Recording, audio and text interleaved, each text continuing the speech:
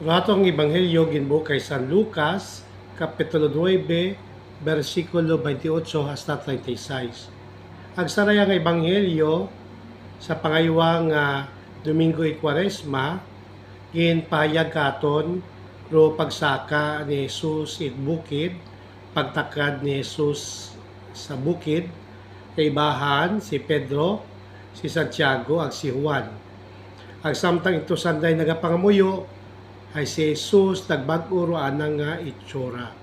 Saruyon man mismo nga hitabo, ay nakita tatlo ka apostoles, si Moises ag si Elias. Ang nga ni pagkakita karani San Pedro, imaw nagambag kay Jesus nga manunudlo, maayugid kay yari kita diri, mahimo kita sing tatlo katolda, isa para sa imo, isa para kay Moises, kag isa para kay Elias.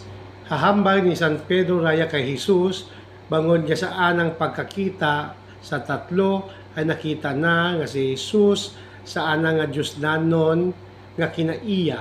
Wa pa nakatapos si San Pedro sa paghambag, pero may limog nga batian halin sa panganod. Amo ini ang akon anak nga akon ginpili, pamatiin ninyo siya. Agraya ro pagkumpirma, pagpakilala nga si Jesus hindi gamang tawo, kundi matuod-tuod nga ungay Diyos, imaw mismo hay Diyos.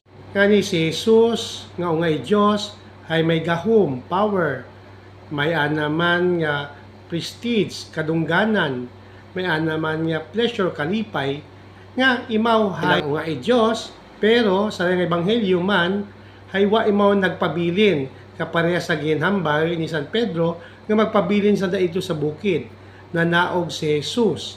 Ang sa papanaog ni Jesus, sa yun nga ginaatubang nana, ruana nga kamatayon, bagot pagpanaog nana, mag-umpisagon, nga imaw ay pagatraidoron, ni Judas Iscariote, ang ipasa sa mga soldado, agod siin, imaw paghusgaran, nga pagapatyon, pamaagi sa pagansang kana sa krus.